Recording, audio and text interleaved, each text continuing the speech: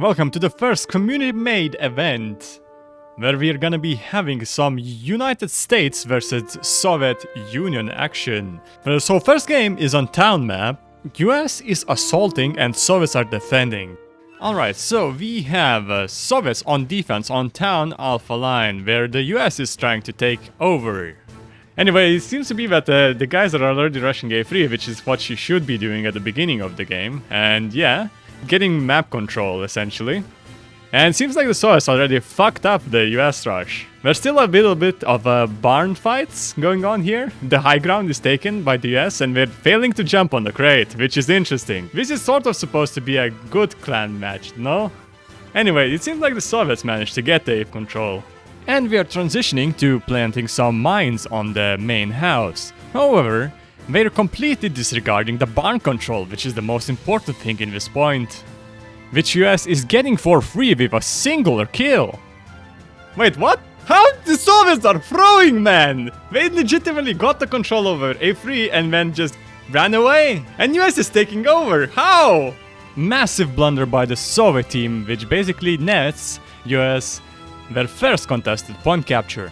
Soviets are too drunk to find the objective, it seems. Or are lost. Maybe they needed to take a GPS system to assist them in this match. I don't understand how the Soviets managed to throw this A3 away. Anyway, it looks like the US got most of the choke points covered. So what the Soviets would need to do, which one guy is already doing, is to get the left forest somewhat clear and then they'll push from behind. Although they already kind of decided that, yeah, let's just not give a fuck about A3 and are actually using the barns to their advantage. Also, good APC placement, although a little bit not safe. You kind of need to spare a guy on the road next to E4. Now at this point, A3 is basically in the back for US. All we really need to do is just have like one or two guys defending the point and then prepare for the assault on A4.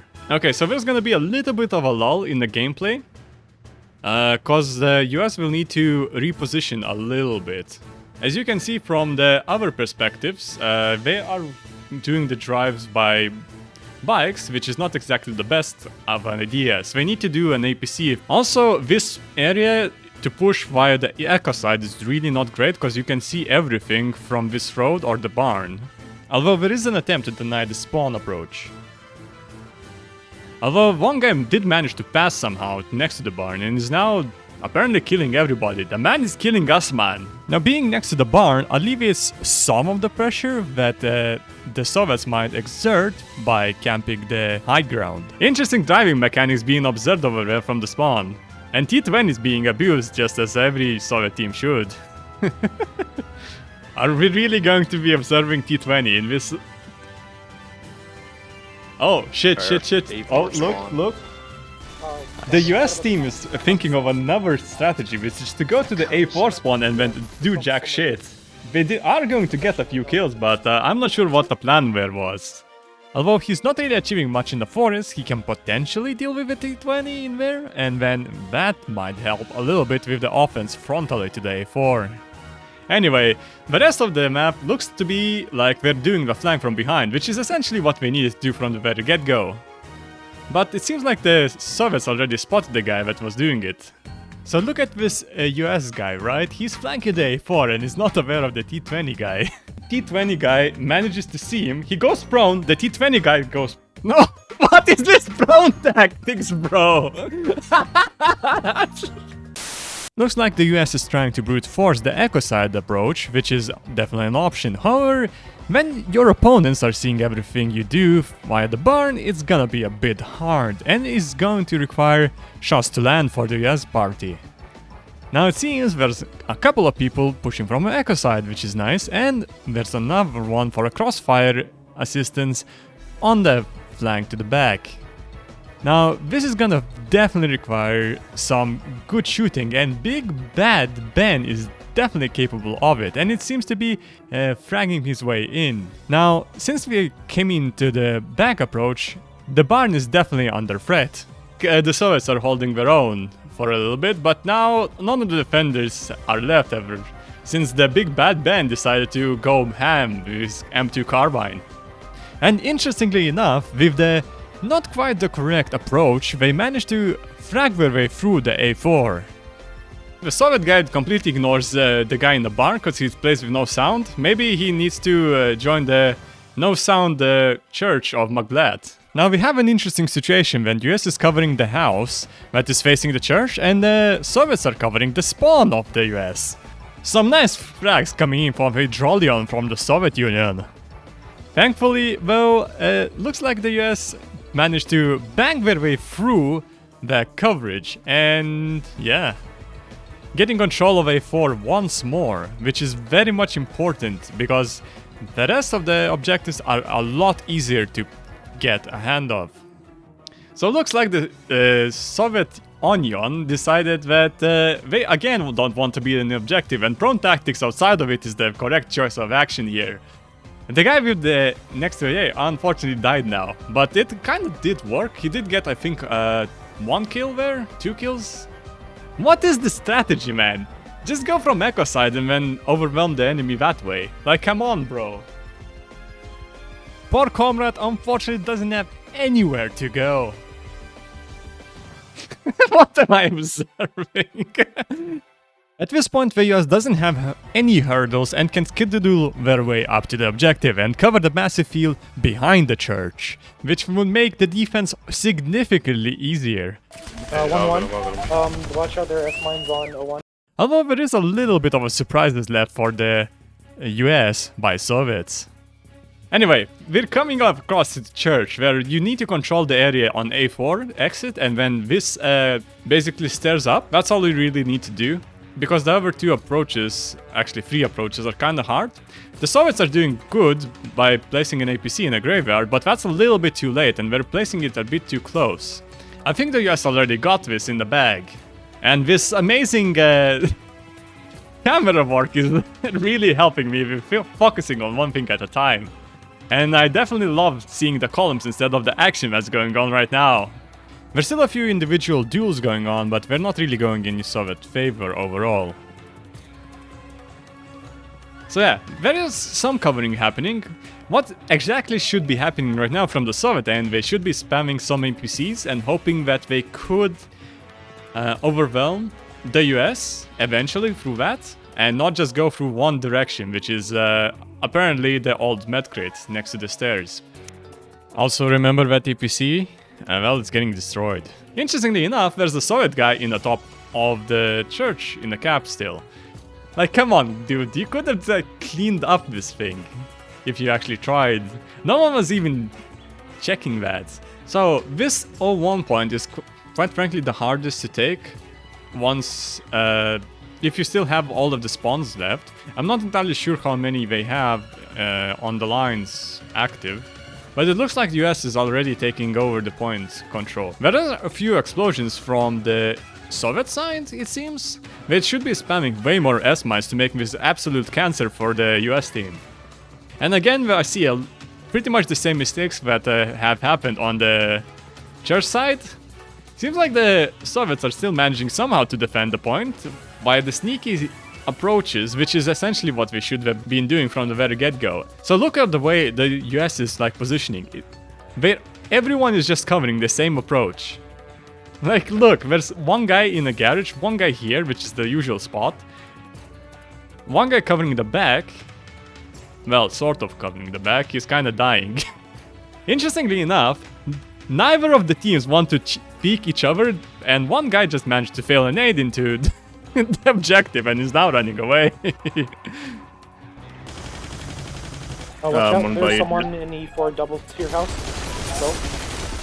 Oh, the US managed to get the APC across, so this is gonna be over in a few minutes unless the Soviets gonna get stuff done, but I very much doubt it. Looks like the US team is much more skilled in terms of FPS prowess. Yeah, so now we're just doing some spawn raping, yep, because that's what we want to see in this competitive experience. And here comes the GG's. Okay, so we're going into game 2 of US versus Soviets, where the game 1 was extremely one-sided and Soviets got absolutely bum spanked. So game 2 is gonna be on Mountain Town. which is gonna be a little bit harder for the US to absolutely snowball out of control, but we're the ones defending, so... And we're attacking on Bravo line, which is the worst line in the game. So, the way you play this game, this match, is you essentially take the points, because there's not really much of a point of rushing when there's so many people in a game.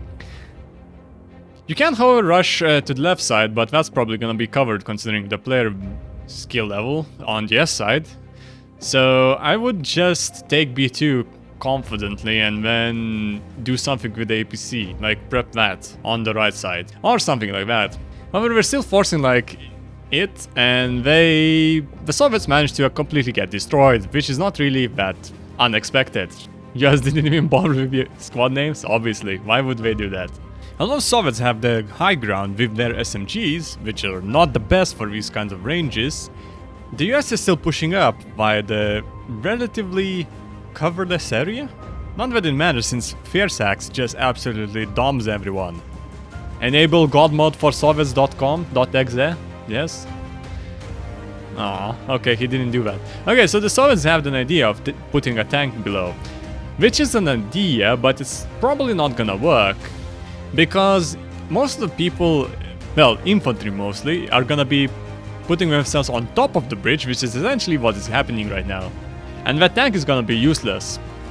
Because the spawns, defender spawns for B2 are on the road on the left, as you can see, on top of the hill. Oh, there's a nice flank that's going, and he's looking the other way, and he got absolutely spanked again. Some good defense from November Dawn with his trusty old Garand, as Soviets are really struggling to get any sort of semblance of control over B2.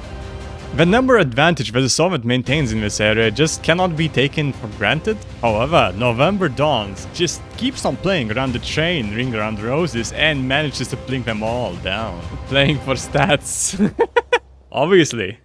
Is it still under the bridge? Yeah. Moved forward a bit. But it's Yeah, I still see under it. the bridge. So November Dawn kinda went on a killing spree, but eventually gotten downed. Because essentially the team of US didn't do much. Like, come on bro, he's 5-1 there, like what can he do? Like, please help team. I'm thinking he's gonna be reporting his whole team after this game. The tank has managed to be destroyed, although I don't think he actually did much in this match. Anyway, the US finally managed to find the capture point, and now are taking a good lead of probably like 4 people in it. Now, you should be looking at the top and the road, and that's relatively easy when you're on top. However, the US team has good teamwork and is controlling both the top and the bottom actually. By the looks of it, Ernie is taking the bridge side cover, basically slapping people down with Golovos. This essentially means that the Soviets need to pull out the rabbit out of a hat. Back coming up front. Watch out, guy left. Some incredibly good crossfire coming in from the US side, making it incredibly hard to not get spotted in any of the positions that the Soviets are trying. Dit is doing some stupid shit and he got out-prone here. Maybe he needed to go prone beforehand, like in the previous match. What? We're seeing some solid snake, level of gameplay here, and looks like the blind and deaf met each other in this game. And the Soviet actually noticed the guy. Oh, Katie hit the kill. Oh, top players, only the best of the best, the top of the cream playing against each other. Are you? Is he actually going to be sticking in that fucking tiny room? No way! You can see the strategy of having a guy in a room by himself is not really panning out when everyone is on top. Alright, they nutted B2. Status on APC it? Me and Jame are looking for it. Alright, cool. Right here. Oh, that's Sweet. right. During all of that commotion, the US has managed to actually find the APC and neutralize it, which basically shuts down the entire Soviet push.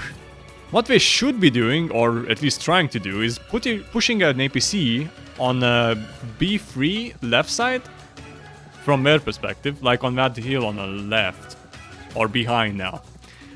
It's kind of hard to take down for the US, for the defenders. And looks like the Soviets are grouping up at the bottom And Ernie's jumping down even more, and then doing a double kill on the Soviet grouping with a nice Maxim Tokarev. That was an incredible dive, commitment. And another one by Ernie. And... hello?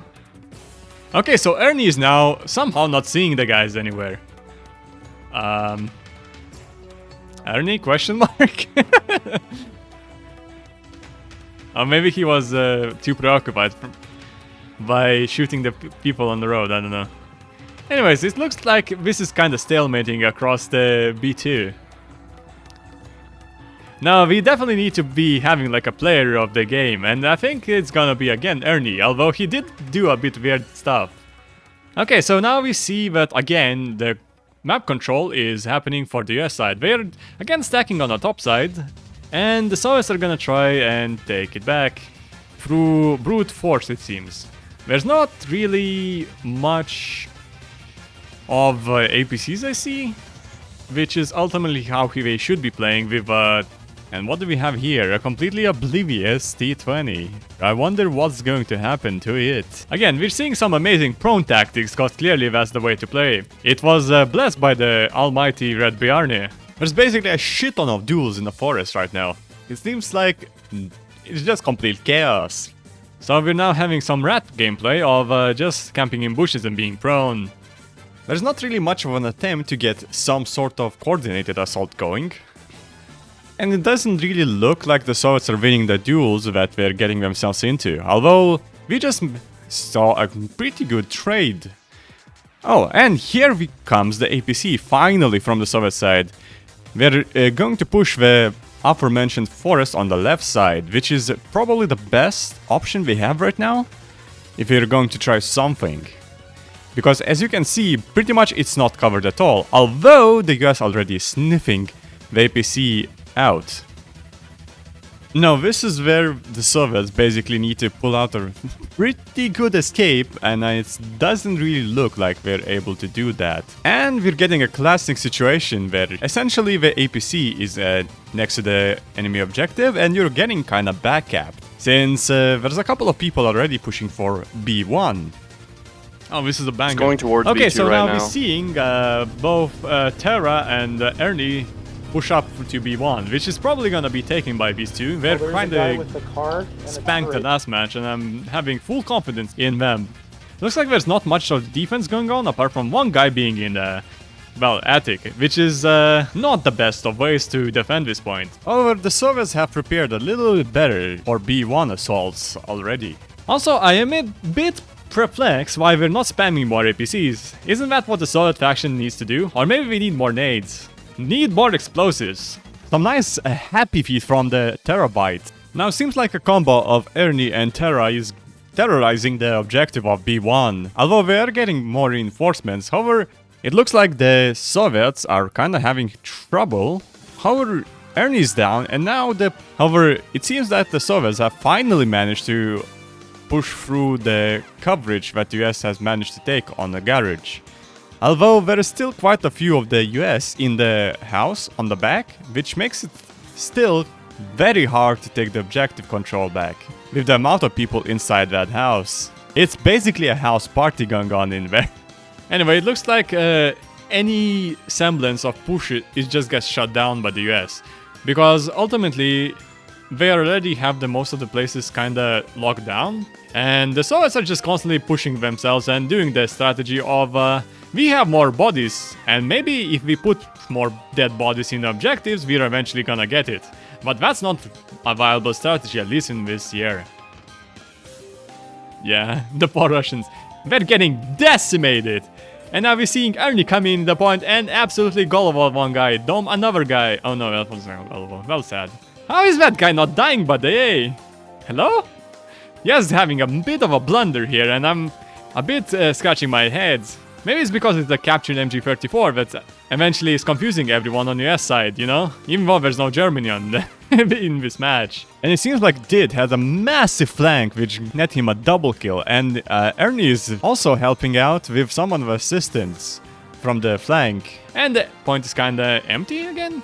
Okay, so what the US should have done is push to the garage over here, and it would mean over way faster than it did here. But anyway, that is game 2, and we have a decisive 2-0 lead for the US faction. In terms of kills, it seems like US is just, quite frankly, way more skilled in terms of FPS prowess, but if Soviets keeps it together in terms of APC placements, I think they still have a shot in game 3. Since game 3 is on a forward airfield, with both sides attacking as if they are, well, attackers on the town. So we'll see some interesting openers. Okay, this is now game 3 of the series, which is now the decider probably if the US is gonna win this one. But it looks like since we are in high spirits, it's gonna be very... But wait a second, what are we observing here? It's a strategy where we're going to rush for the airfield and it's going to get very, very spicy pretty damn quickly. And the first contact is happening now, and it looks like FierceAxe is actually get himself a kill, with Big Bad Ben helping himself with another one. This kind of action is really nice to see from the US team. The aggression is definitely going to pay off, but it's so damn risky because your reinforcement points are so fucking far away. We'll see how it goes. And as we can see, there's already a Soviet inside, and he's not really being seen by anyone of the US side, which is a bit of a problem because all it takes is just one guy being somewhere hidden and, well, the point is captured, and that basically makes this wall push irrelevant. Hence the high risk. Who still uses MG42? Amendion, obviously. So yeah, the opener is kind of interesting, considering that there's, I think, 4 players in here now. So it might be actually like a relatively quick one. I think the record for this map would be around like 11 minutes. Wait, someone just got a kill with a Mosin Nagant. What? Are we playing bolt actions? This is not Vasily Zaitsev championship, is it? And it's suddenly daylight. Imagine that. Now remember that prediction about only having a couple of people capture the objective because they can't find each other? Well, it seems like that's actually what had just happened. And obviously my cameraman is missing all the action. Good job, man. You're definitely not getting a raise. So O2 is gonna be where like the actual captures are gonna start happening. There's a nice APC already for the US side, which is probably gonna be completely missed by the Soviets because they're not really using any APCs whatsoever. Actually, that's almost the first good usage of the APCs this World Series, which is kinda interesting. Do be fucking with the settings too much? Indeed. Okay, so interestingly enough, they did have a flank from the backside, the Soviets did, but we didn't see the APC, so that was basically free objective for the US team. And now we're getting the speedrun going to the 01 point. Now, the problem with 01 point is that it's a cancer one. And since the Soviets attacked on D-line, they also have both of the sides kind of a spawn, so you have to go and push frontally or neutral the point, and then you can get more options, essentially. We will see how this will go. What I would do is probably push the APC in this airfield area, like where US is already doing, so perfect work. Big fan of them. Someone is definitely played some 4D chess. Now the setup for the US is basically really good. All we really need to do is just frag our way in, and it should be relatively smooth sailing at this point. And if the previous matches have been anything to go by, the US is definitely capable of doing that. Maybe we need some kind of handicap for the US, because quite frankly, yeah, they are just absolutely destroying the Soviets. Although we are getting back-upped, interestingly enough. And I'm guessing it's gonna be like 1 or 2 guys, and it's 2 guys. But it looks like we're not really understanding what we should be doing to get the objective, because neither of one of them is actually covering the main spawn, which makes it so that the FierceAxe managed to get behind the crates. And now the spawn is essentially able to be used much more effectively. So the Soviets need to set up a crossfire on FierceAxe and then shut him down that way. Now, since the spawn is unlocked, and even though the Soviets are getting some reinforcements, I think the US should be able to get it back. We'll see how it goes, though. Oh, roadkill? Oh no! You were so close, bro! No! Oh, but he got the kill! Oh, can he get another one? That's an easy way. Just crouch your way up. Yep, he got another one. Big Bad Ben showing why he's being paid the big bucks in the team. But unfortunately, it seems like the Soviets have managed to get an APC to O2 from, I think that's the Charlie line, question mark? I'm definitely a 4,000 hour veteran that knows every line by heart, yes? Looks like the Soviets have made this relatively under control. But for some reason are still not covering the point correctly. Like, come on, bro. You need to learn at some point. So it looks like Jamin is also using the same crate to essentially get some control over the bridge head. It doesn't look like it's very successful. Now FierceAxe is again in his favorite position, but since now there is some crossfire, it's kinda hard. Okay, so guys, because, well, the covering is... Okay, now we have a guy in the tower and it should be held until there's some kind of an APC around, essentially. Or maybe Ernie or someone like, for instance, Terra manages to just absolutely frag their way in this motherfucker.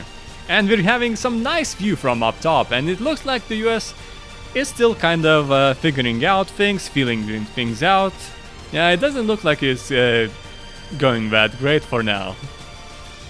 But we have confidence. Maybe it's going... Is this the start of the comeback for the Soviets in this series? Okay, so slowly but surely the US is taking advantage of the little cover that the Soviets are providing in terms of the bridge. However, they are slowly picking up some kills on the bridge whenever the people are pushing through it. Now, once you have like 2 dudes on a bridge... Okay, 1 dude by the bridge? Okay, and this attack seems to be over already, unfortunately, for the US faction. Yeah, they got absolutely fucked here. Now, I would love, absolutely love to see an APC flank. And I do think that I see like someone go around. And there was a nice couple of headshots from both Ernie and John, I think, if I can read that correctly, through the blockiness of the stream. And someone wanted to say hi. Oh my god. Is this actually happening? I cannot believe it. The Soviets are actually taking the church and everyone is basically caught with their pants down. There's no one defending this. Okay, so tactical undeploys actually happened and it seems like it's getting a little bit better and the APC that was flanking is coming back. So this is basically slowing down the game a lot, but the US is defending. That's the main part, because if this fell, that's gonna be over for them. What just happened? That guy just fell off. Oh, there's some Palka gameplay with proning happening over here. Okay, is this gonna be Snipe Fest? This is the top of the cream for Heroes and Generals players. It's so top of the cream that no one is even dying. Imagine that. Fucking Palka crawling indeed. We have a mega flank coming in from the Fierce, I think, FierceAxe. Looks like there's some mining action going on or checking for APCs. That's a good idea, considering that the only way you can realistically take this decisively is if you have an APC coming from the flank. And he seems to be pushing again and absolutely not getting any kills, question mark? Oh, he just got 1 kill. And there's gonna be a little more action in the basement, which Ernie is going to deal with absolutely fine. But the problem is that the church is getting back up again. But seems like the US is on top of it, and they have actually a defender squad for now. Seems like there are some Jesus lovers in their team. The Soviets are now exploiting the prone tactics with LMGs, but Ernie is getting none of it. Big Bad Ben is also taking the high ground and doming some people. So looks like they are now feeling it out and knowing that the APC is on that line. So it looks like the Soviet defense basically collapsed, and as we can see, it did even manage to get an APC in. However, the APC seems to be trying to kill him for some reason. So, perfect play for getting that O2 in order and grabbing Soviets by the balls. Wait, what? What is this guy doing here? They are, however, really trying for O2 again, with their prone super tactics. And Mosens? Vasily Zaitsev is strong in this team. But looks like he died to Big Bad Ben's Maxim Tokarev. He shouldn't... What is this proning strat? Okay, Soviet, I should have taken the interview to the Soviet team and then given him like a pep talk. You know, that they can do it, like it's only 2-0, it can be better, just improve your gameplay, spam some APCs, and then everything will be fine. But because I didn't do that, this looks to be like an easy 3-0 from the US side. Yeah, spam some tanks. Yeah, like, looks like this is going to be, quite frankly, held by like 5 people. Now the time is ticking, the Soviets really need to deal with that APC, and we're already apparently seeing it, but like every corner seems to be taken, and now at least the Soviets taken some APC precautions, and that's not spawnable anymore. Okay, so Soviets saved themselves barely, like absolutely barely. Looks like US is understanding what's going on, and someone is calling out in chat that some people are behind. Now it's only gonna matter of fragging. But oh no, the Soviets have basically lost the duels. This is definitely going to be very hard now, since the US reinforcements are coming in for a round 2 essentially, and even covering the spawn over the delta. The Soviets have a little bit of an advantage still, since their spawn is much closer. We're gonna see how this is gonna go, but it seems like the US is still having the upper hand, even though their spawn is much further. And Bauer having some strong spawn camping with absolutely no regrets and shame. It is going to be 3-0 for US side. Congratulations, big round of applause for my boys from the yard. Very well played. Okay, we need to ask the questions right now. Yes, post-game interview. 3-0. Absolutely insane performance by you guys. How are you feeling? Good job. Absolutely amazing. Pretty damn yeah. good. Pretty good. Great. Victory's even sweeter with that ping advantage on the Soviets. Okay, who was the in-game leader? We need to know who's the boss here. Did 55 did Yeah, the chat. Dad. Yeah. Yeah, the APC placement was absolutely disgusting, man. Okay, who was entry, who was support? Luciano really wanted to know that one. Who was entry? I was entry, and support was we all supported. You all supported, excellent. Everyone We're was all in the support branch, players. yes? Yes. Okay, some fun questions. Who teabagged and whistled the most? Me. Me. Only those who placed S-mines got teabagged. Alright, boys. Who has the most hours on PPD? Oh, that's a good question. Did anyone even play PPD? No.